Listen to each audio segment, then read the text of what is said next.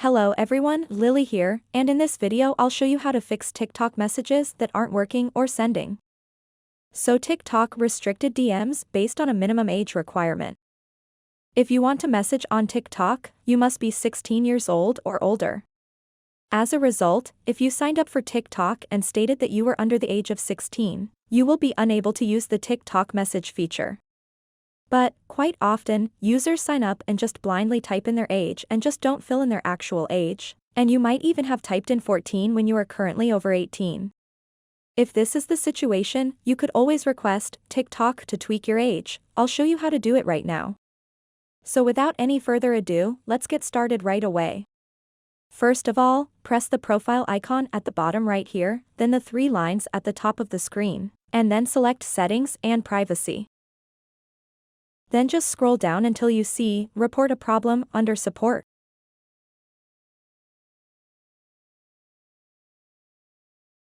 After that, select Why Privacy Settings Have Become Stricter, and that will show you the age requirements.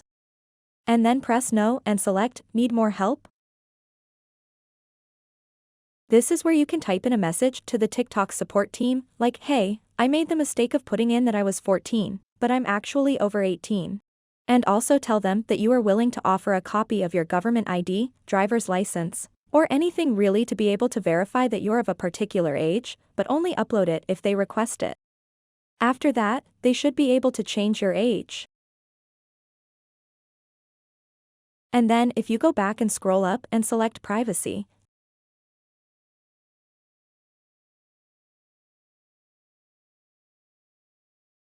as you can see, under Safety, there is an option called Direct Messages.